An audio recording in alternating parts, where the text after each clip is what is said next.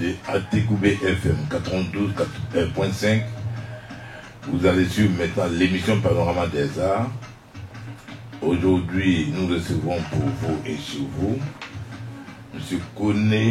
Professeur Koné Aboubakari Siddiq, ivoirien de la région Méchi, qui a eu un parcours impressionnant.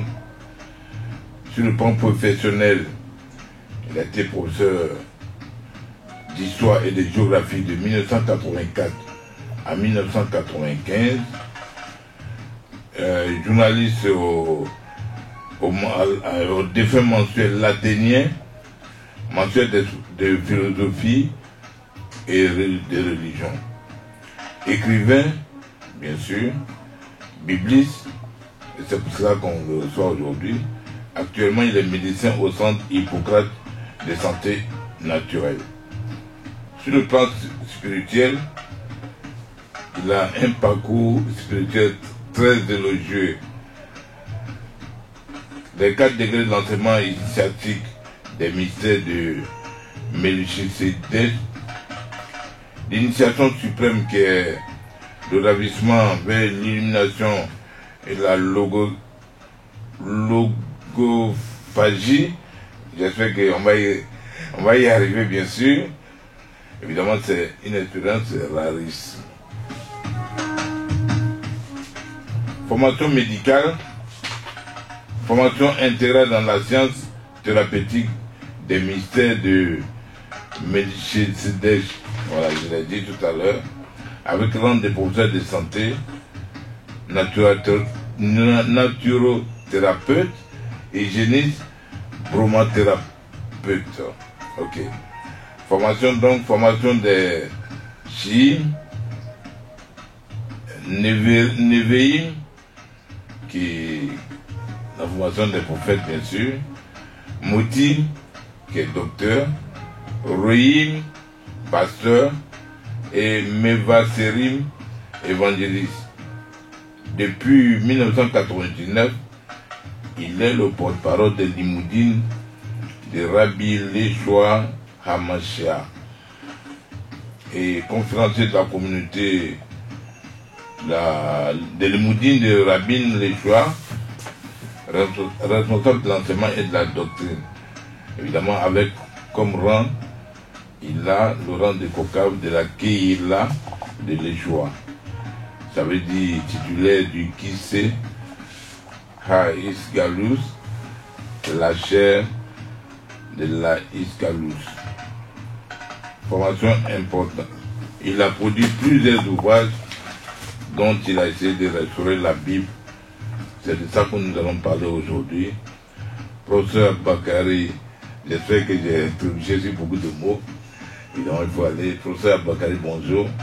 Bonjour. Bonjour à nos auditeurs, bien sûr. Bishem Yeshua Hamassia, Barokata Adonai Yilinu Avinu Melek Haolam, qui nous donne de parler ce matin de la Bible restaurée. Merci aux promoteurs et animateurs de cette radio qui nous permet de parler à nos compatriotes d'une œuvre réalisée parmi eux. Enfin, nous disons shalom aux auditeurs de cette radio. D'accord. Merci bien. Je rappelle que l'émission est réalisée par Koné Lasnon. C'est lui qui permet à nos voix d'arriver chez vous. Merci de nous écouter. Est-ce que, par la présentation succincte que je viens de faire, vous avez quelque chose d'autre à ajouter à ça? Non, je crois que ça va. D'accord. Donc, on va rentrer dans le vif du sujet, comme on dirait. Ma première question, comme je l'ai dit tout à l'heure, au micro, des Ivoiriens disent qu'un Ivoirien a écrit la Bible. Est-ce que vous avez écrit la Bible, réécrit la Bible ou bien vous avez restauré? C'est pas une réécriture de la Bible, c'est-à-dire que personne ne peut réécrire la Bible. La Bible est une production qui s'est étalée sur des siècles, depuis le temps de Moïse aux différents conciles. Donc les textes ont été regroupés, compilés, et les gens ont mis dans un certain ordre. Mais donc personne ne peut réécrire la Bible, sinon ce serait un autre livre qui ne serait pas la Bible. Par contre, on peut faire une traduction de la Bible, une révision des versions. Et pour notre part, on a estimé qu'au cours de la traduction, il y a des éléments qui se sont ajoutés à la Bible et d'autres ont été retranchés. Et c'est ce que nous avons essayé de restaurer. Donc c'est une restauration des textes bibliques. Est-ce que la restauration était nécessaire? Si oui, pourquoi? La restauration s'imposait, c'est une nécessité, parce que par définition, que ce soit la Bible, le Coran ou tout autre livre sacré, on l'utilise pour adorer un être qui est mentionné dans ce livre-là. Or, il se trouve que par la traduction, la méthode de nos traducteurs a fait que au moment où il devrait faire passer la Bible de l'hébreu en grec, c'est là que la première traduction a eu lieu, et c'est là qu'ils ont adopté un dictionnaire et une règle de traduction. C'est cette règle-là qui n'est pas bien. Ils ont décidé, il y a ce qui est du nom de l'être adoré, c'est-à-dire donc le Créateur lui-même. Ils ont dit, bon écoutez, la Bible va passer de l'hébreu au grec. Au lieu de faire passer le nom de l'être hébreu, vous prenez le nom de l'être que vous adorez chez vous et vous remplacez. Donc en fait, il n'y a pas eu de traduction en tant que telle. Il y a eu remplacement, substitution. Donc ainsi, vous avez la Bible avec la pensée grecque et les acteurs sont grecs. Donc c'est ainsi qu'on est passé en passant cette Bible. Donc il y a des éléments essentiels qui sont dans le texte biblique qu'on a perdu. Premièrement, donc, le nom de l'être adoré disparaît totalement. Son titre disparaît. Et comme c'est un être adoré, on est en spiritualité, on ne s'amuserait pas à dire son nom. Donc, il y a une appellation pour empêcher de dire le nom, de profaner le nom, que les Hébreux appellent le Kéré. Lui non plus n'est pas passé. Il n'est pas passé. Donc voici 3 éléments essentiels: le nom, et le titre et le Kéré qui ne passent pas. On a simplement dit aux gens, remplacez, comme on appelle chez vous, l'équivalent, vous trouvez et vous le remplacez. Donc finalement, avec cette loi qu'ils ont édictée, quand la Bible va passer du grec en latin, ils vont encore remplacer choses. Et maintenant, quand ça va passer du latin au français, le remplacement se fait. Et quand ça va passer, par exemple, du français au dula, vous allez voir qu'on va appeler le Créateur Allah. Et ainsi, quand vous allez traduire Jean 3,16, il dit que Allah a tellement aimé le monde qu'il a donné son Fils unique. Vous convenez avec moi qu'Allah n'a pas d'enfant. Il ne peut pas en avoir. C'est ce que dit le Coran. C'est ce que, parce que Allah n'est pas un vocabulaire dula. Donc la révélation coranique telle qu'elle vient au prophète Mahomet, la paix soit sur lui, dit que si vous dites qu'Allah a un enfant, vous allez en enfer. Donc du coup, une traduction qui remplace le Créateur par Allah, nous ne sommes plus dans une traduction. On est dans un remplacement d'un être adoré par un autre. Donc lorsqu'on s'est trouvé devant le cas, on a demandé, mais tiens, Dieu, c'est finalement qui? Parce que ce n'est pas l'être qu'Abraham adorait. L'être qu'Abraham adorait s'appelait Elohim, c'était son titre. Et vous allez voir, le morceau de ce nom se trouve sur les anges, Gabriel, Michael. Et pour dire que Elohim est venu au milieu de nous, on dit Immanuel, c'est-à-dire Elohim est venu au milieu de nous. Donc quand vous remplacez elle par Dieu, il devrait dire Imma-Dieu, il ne devrait plus dire chose, il devrait dire Gabri-Dieu. Donc on a ces remplacements. Mais Dieu finalement c'est qui?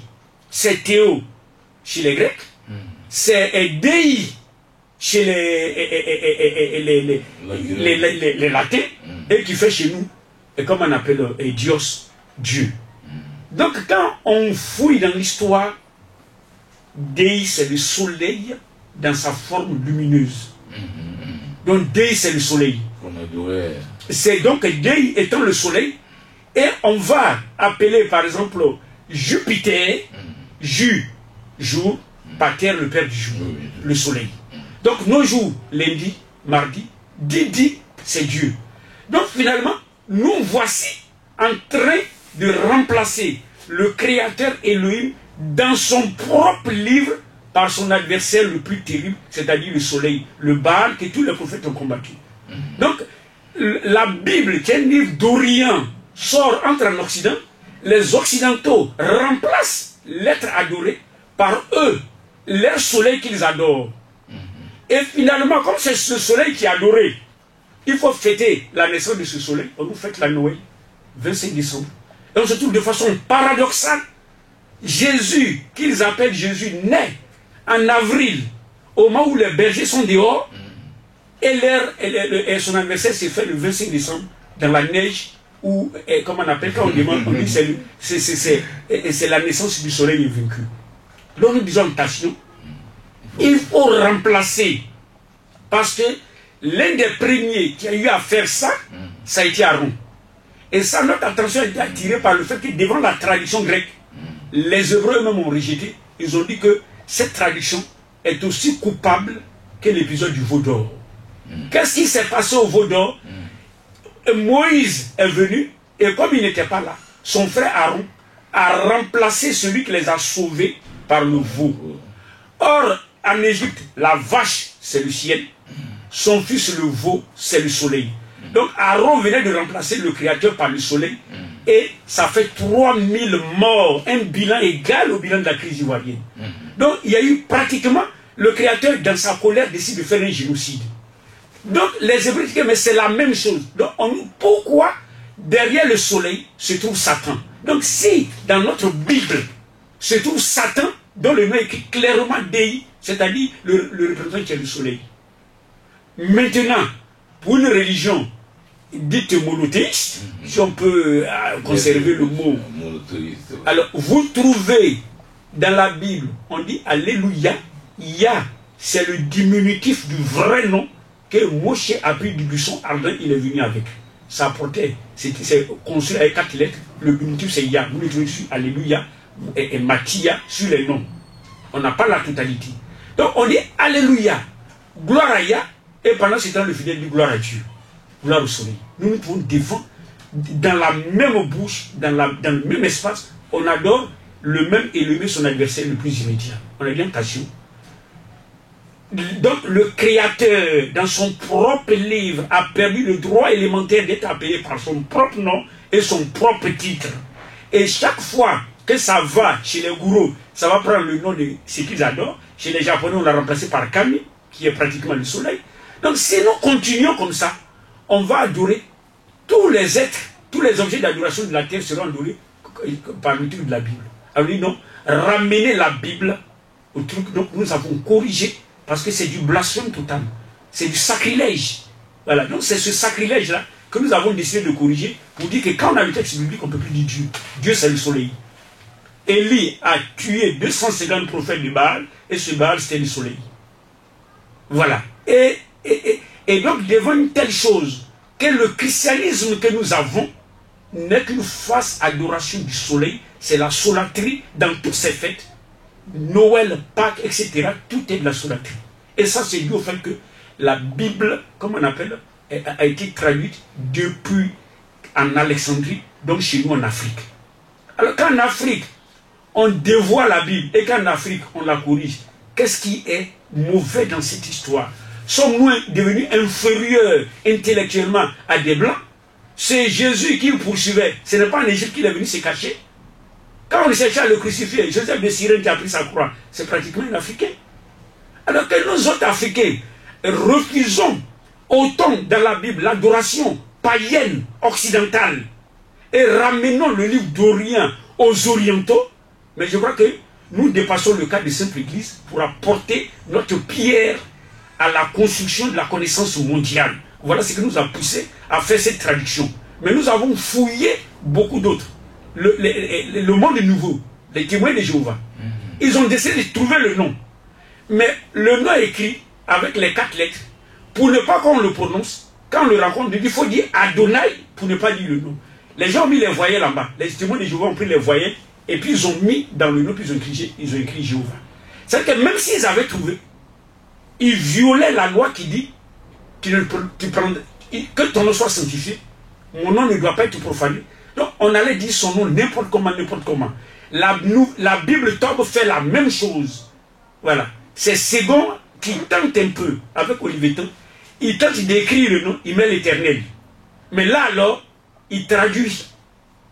Il traduit. On ne traduit pas un nom, on l'importe. Hein? Le président Fobani a dit qu'on ne traduira pas Côte d'Ivoire en Costa du Marfil. Alors on ne traduit pas un nom. Il aurait fallu simplement importer le nom. Et nos traducteurs, nos biblistes n'ont pas importé le nom. Et ils sont allés dans le blasphème, dans le scandale, dans le sacrilège. Donc il nous appartenait de régler ces sacrilèges-là sans attendre qui que ce soit. Parce que tout être humain doit apporter sa contribution à l'évolution de la connaissance. Donc voilà, en gros, ce que nous avons pu et ce qui nous a poussé à entreprendre la restauration pure et simple des textes bibliques. Chouraki, qui est hébreu, on a estimé que sa Bible était très bien. Alors lui, il a considéré les 4 lettres comme des noms, puis il a traduit. Donc il a traduit YHVH. Imaginez-vous que je prends votre nom et puis je remplace les tout. Là encore, il tombe, ça dit que bon, sa Bible, c'est quoi que de toutes les Bibles qui ont été condamnées par les Bibles, je crois que c'est la Bible Chouraki. Parce qu'il nous a apporté la musicalité hébreu. Supposez que j'ai décidé de traduire les trucs, un truc en djoula. Au lieu de traduire l'idée, j'ai fait. Donc je dirais, je mange du poisson. En djoula, on dit, je poisson mange. Parce que les djoula dit, je poisson mange. Alors si tu veux écrire une Bible, je poisson mange, j'ai avocat prend. Qu'est-ce que vous avez? Le livre de Chouraki, la Bible de Chouraki déboute dans des barbarismes incompréhensibles. Or, traduit, c'est rendre un message compréhensible à des individus d'autres langues. Voilà. Maintenant, vous avez dit quelque part que vous voulez désoccidentaliser la Bible, étant donné que la papauté est en Occident. Vous pensez réussir quand même? Non, mais la papauté, c'est lié à un système de foi. C'est-à-dire que l'église catholique n'est pas plus puissante que toute autre église. C'est le Vatican qui est puissant. Est-ce que vous voyez? Voilà, si la Côte d'Ivoire a des bombes, a des trucs colonisés, on va importer ce que nous avons de bien comme ce que nous avons de mauvais. Voilà, donc l'Occident a porté la papauté. Si vous regardez, l'islam est devenu un truc puissant parce qu'il y a un pouvoir politique en bas, l'État arabe. Les protestants étaient puissants parce qu'il y a eu l'Angleterre, le roi de l'Angleterre qui était en dessous. La papauté a eu l'Europe avec, comment on appelle, donc toutes les églises, les communautés spirituelles qui n'ont pas eu ça, sont faibles. Mais la vérité n'est pas une donnée démocratique. Je suis désolé. Si la vérité était liée au nombre, les prophètes auraient tous tort. Mais on était seul l'enfant de l'Arabie. Donc ce que j'ai dit, le Vatican n'a pas de puissance si le Vatican se tient dans le faux.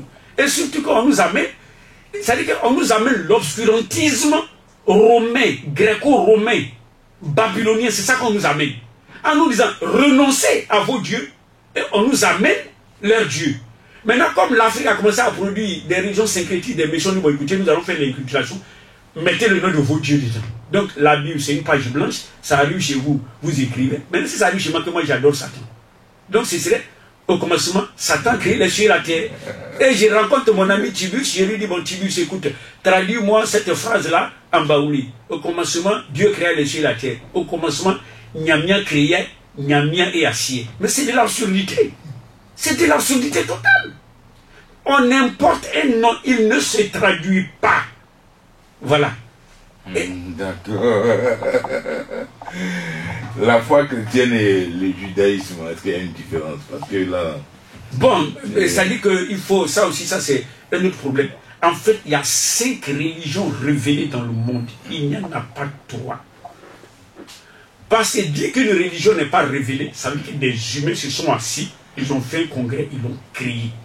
L'animisme est une religion révélée, une religion révélée des esprits. Ça, on ne peut rien. Donc, l'animisme est révélé. Mais comme on est des sauvages, on n'a pas considéré ça comme une religion révélée. Après vient le judaïsme, qui est la première religion dans la liste révélée, pratiquement avant le 1er siècle.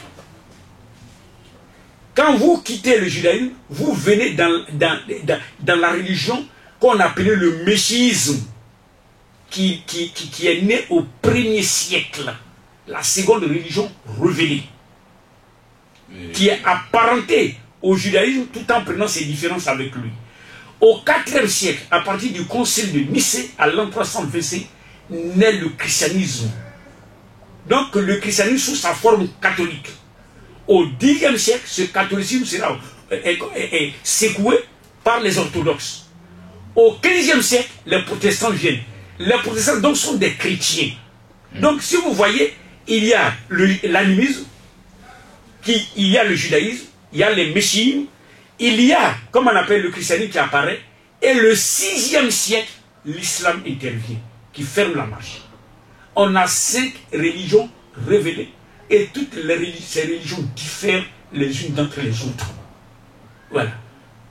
Donc moi je ne suis pas chrétien, parce que le chrétien adore Dieu. Moi je n'adore pas Dieu. Pour moi Dieu c'est le soleil. Je ne peux pas l'adorer. Ok. Maintenant tu vois que dans votre ouvrage, il y a trop de mots hébreux. Adonai, bon, après, si c'est pas fait la bonne prononciation. Alors, ce qui m'amène à vous demander, est-ce que c'est pas un peu compliqué la compréhension? C'est pas du tout compliqué. C'est qu'il y a des vocabulaires techniques que vous ne pouvez qu'importer. Un djoula, quand il va dire ordinateur, il va dire ordinateur. S'il rencontre, et comme on appelle moto, il va dire moto. Parce qu'il ne l'a pas fabriqué. Les langues importent ce qui n'existe pas. Donc le titre Elohim n'existe que chez les Hébreux. On ne peut que l'importer. Rasoul, ce n'est que dans l'islam. Ça n'est pas dans d'autres religions. Donc on ne peut que l'importer. Je vais dire tout simplement envoyé. Maintenant, si vous prenez que Rasoul, c'est un envoyé, la Bible te dit que l'apôtre, c'est un envoyé. Ah, le Rasoul, il est unique, il est plus grand. Donc importer le mot Rasoul. Vous voyez? Donc, donc on nous dit, on est en français, on importe le mot évangéliste, le mot apôtre. Mais c'est des mots grecs. Pourquoi on n'écrit pas le mot français? Alors si je dois importer dans la Bible des mots grecs, des mots latins, mais mieux vaut importer le mot hébreu qui est le premier. Et qui a l'avantage d'être juste et précis. Donc on a importé, prenez le mot baptême. Chez les Hébreux on dit la tevila. Ça s'est fait dans une étendue d'eau par immersion, au nom de quelqu'un. Aujourd'hui, baptême, là, vous donnez le nom à quelqu'un qui s'est baptisé. On met 3 gouttes d'eau. Quand on est dans un débat comme ça, sur des vocabulaires, le truc est polysémique, on importe le mot hébreu. Est-ce que nous avions fait? Pour tout ce qui est des vocabulaires techniques, nous avons importé les mots hébreux. Deuxième élément, comme la Bible est un livre d'Orient, pour le comprendre, il faut que le croyant soit familiarisé avec ses ancêtres hébreux, qu'il comprenne. Donc on essaie de mettre un glossaire à l'intérieur, tout en donnant tous les vocabulaires qu'il va utiliser de façon quotidienne, mais en mettant entre parenthèses son équivalent français, de telle sorte qu'il apprenne, il enrichit son vocabulaire. Voilà.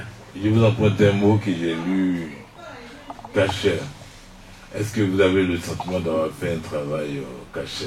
Voilà, caché, par exemple, ce que le musulman dirait la viande à l'âne. Vous voyez, l'hébreu dirait caché. C'est ce qui est conforme à la cache-route, à la réglementation. Donc, la Bible n'était pas cachée. Parce que, pendant que le texte portait Dieu, qui est l'être adoré des Grecs et des Romains, les anges, eux, portaient sur eux Elohim, Gabriel, Michel, machin, etc. Donc, par l'association, on arrive à une profanation. Notre Bible devenait polythéiste et par conséquent, une Bible qui est shirk et qui pousse au shirk et qui n'est bon que pour l'enfer. En corrigeant, la Bible devient cachée. Donc, ce que j'ai donné, c'est une Bible cachée, propre donc, à la prière. Voilà.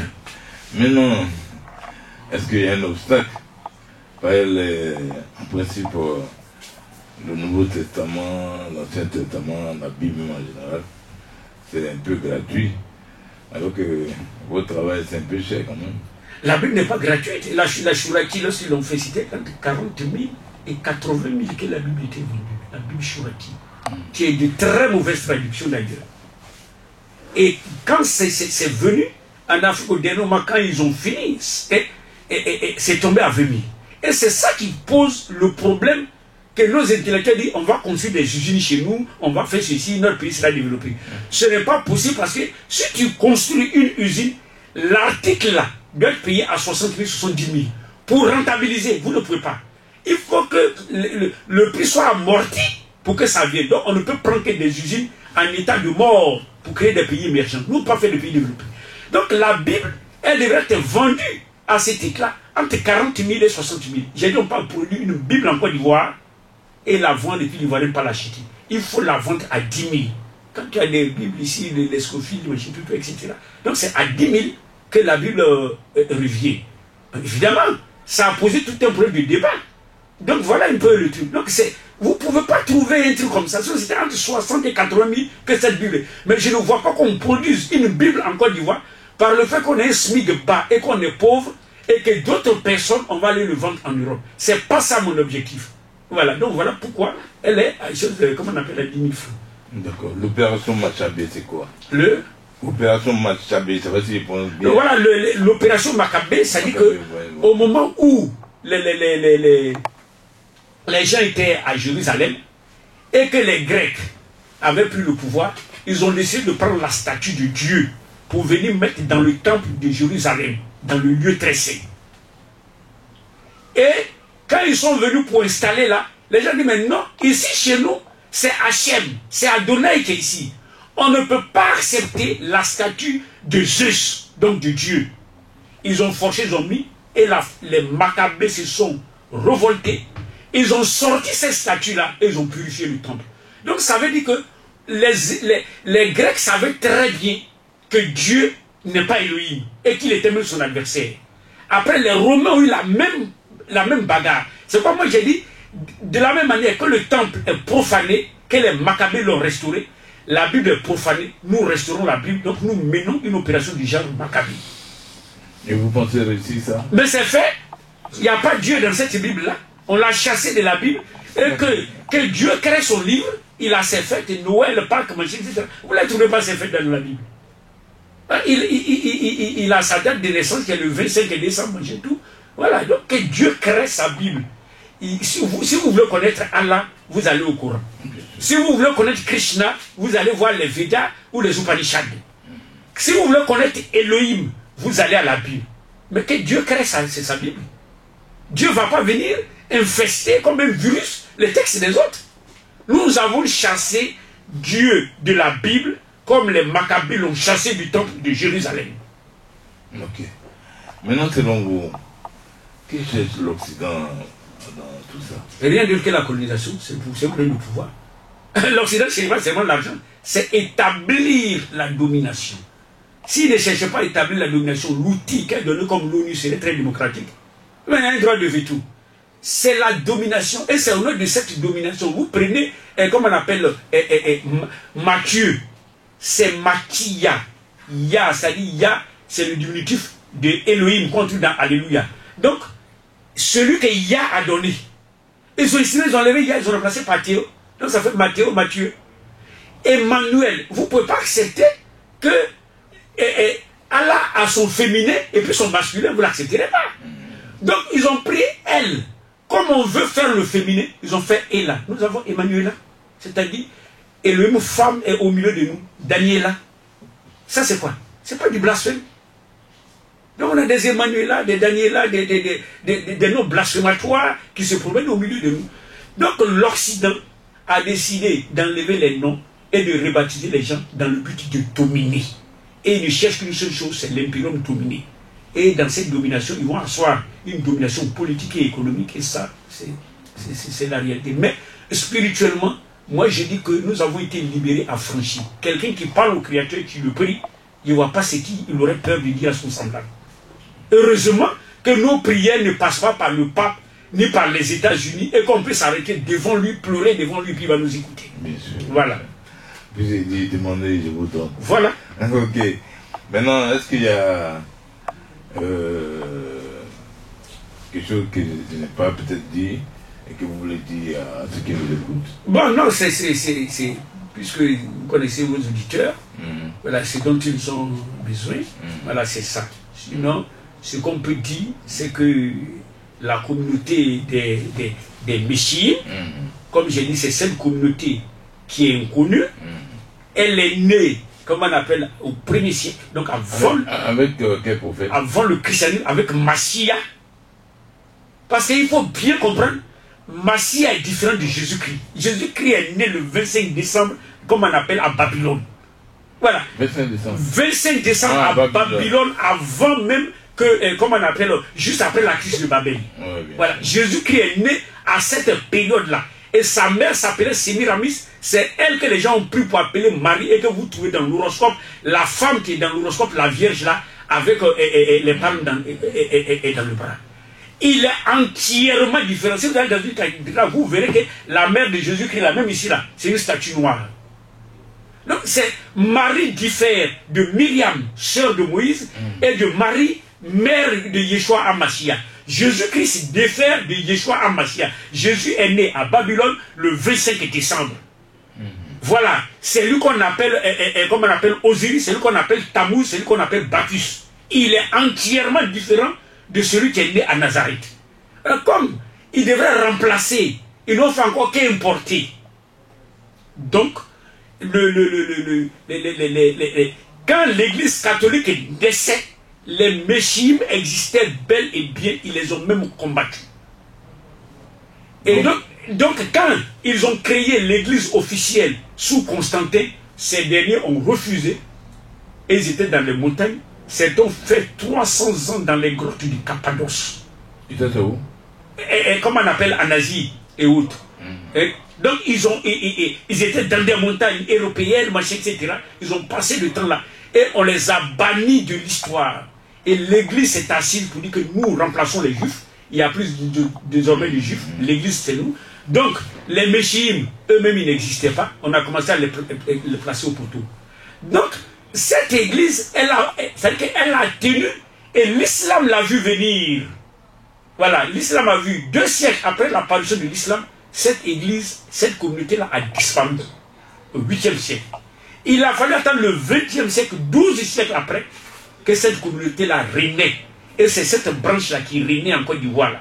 Donc notre objectif, c'est de retrouver nos textes fondateurs, de retrouver notre manière de prier, et c'est pas trop différent de la manière comme on appelle les musulmans prient. Parce que les juifs vont prier 3 fois, les musulmans vont prier 5 fois, et il n'y a que les protestants qui n'ont pas d'heure de prière, et les catholiques ont inventé des messes partout. Donc, c'est cette communauté-là, 12 siècles de disparition, et cette communauté réapparaît. Elle a ses piliers clairs, elle repose sur 10 piliers écrits, elle a sa structuration, etc. Comme les 10 commandements. Voilà, comme les 10 commandements, elle a 10 piliers. L'islam repose sur un certain nombre de piliers, mais elle a ces 10 piliers, dont le premier est la profession de foi. L'islam a 5. L'islam a 5. La profession de foi, les tévilotes, c'est-à-dire le baptême dans le mikvé, le baptême des choses, les téfilotes, c'est-à-dire ce que l'islam appelle la salade, les troumotes et les sédacotes, la pessa de Shel Massia, la kiyata isgalo, c'est-à-dire la lecture, les doutes, les commémorations, l'enseignement et puis la course dans les carrières. 10 piliers fondamentaux dont nous nous attelons à restaurer. Quoi, la course dans les carrières. C'est-à-dire, il y a des différents ministères, des responsabilités que chacun assume. Comme un organisme, voilà, où l'œil joue son rôle, l'oreille joue son rôle, etc. Donc voilà, donc un peu, c'est comme ça que cette communauté-là, elle existe, elle n'a rien à voir avec le christianisme qui s'est donné pour mission de détruire et créer à sa place une église officielle. Malheureusement, ce qui est officiel n'est pas forcément vrai. Bien sûr. Est-ce que c'est différent de l'Imoudim? L'Imoudim, si vous parlez de l'Imoudim, vous parlez de la même communauté. Mais l'Imoudim, le relie, ça veut dire disciple. C'est-à-dire les disciples de Mashiach. Donc, les l'Imoudim de Mashiach. Mais elle-même se définit comme les Bénéi Elohim, c'est-à-dire les fils d'Elohim. Donc, du coup, ils vont appeler Elohim notre Père à Vinou. Voilà, donc, donc, de façon épistémologique, cette communauté-là, elle est différente du judaïsme, parce que les juifs, là, eux, ils parlent de réparer le monde. C'est-à-dire, c'est le tikkun olam. Donc, les juifs attendent la réparation du monde. Ils estiment que lorsque le monde sera réparé, il y aura la paix. Elle est différente du christianisme, parce que les chrétiens sont dans le péché et le démon. Chaque jour, C'est eux qui combattent le péché et le démon. Ils sont dans le démon et la guerre encore va leur donner de nouvelles armes, même des Kalachnikov qui tirent sur les démons. Ils sont dans le démon et quand ils vont au culte, ils pourraient montrer la victoire du démon chaque fois sur eux. Donc, nous ne sommes ni dans le péché, on en a fini avec. On a fini avec les démons. Nous croyons non pas à la réparation du monde, mais à de nouveaux cieux et à une nouvelle terre. Donc nous sommes dans la renaissance, alors que les chrétiens sont dans le péché et le démon. Et les juifs sont dans la réparation du monde. Quand on a cru, on a fini avec le péché. Ce qui est né de lui ne pêche pas. C'est ce que disent les Écritures. D'accord. Nous sommes pratiquement à la fin de l'émission. Je vais vous laisser 3 minutes pour conclure, pour donner une conclusion.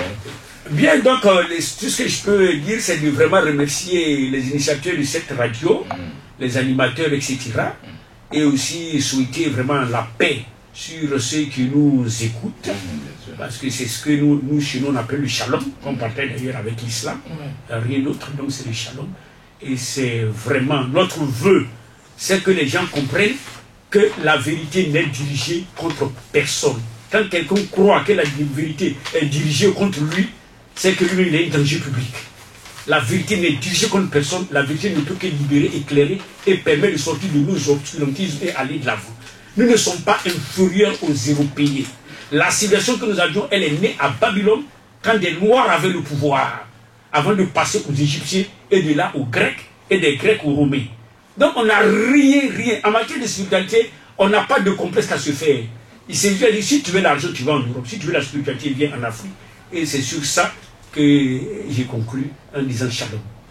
Merci bien pour ce connaître. Je pense que ce sera un réel plaisir de vous revoir ici encore. Une fois, n'est-ce pas? Certainement avec Jésus, qui est l'homme de religion sur la radio. C'était à propos de la Bible restaurée que je vous ai reçue. Je pense qu'elle est dans toutes les librairies, n'est-ce pas? Non, pas pour le moment. Ah bon, ok. Si on veut la voir, c'est au 07. Ouais, pour avoir le 07 80 48 76. 76, ok. Pour le moment, ce n'est pas encore à librairie. Ouais, le numéro que le professeur vient de donner, il faut appeler pour procurer cette Bible-là. La Bible restaurée. Mesdames, Mesdemoiselles, Messieurs, nous avons eu plaisir à échanger avec le professeur Koné. Et nous allons vous demander la route pour prendre rendez-vous avec vous mercredi prochain. Et auparavant, on va se retrouver vendredi à 20h pour une autre émission dans une autre dimension. Tout le plaisir a été pour moi. Carlos Amassi au micro. Koné Lassina a réalisé l'émission. Et je vous ai dit, assalamu alaikum.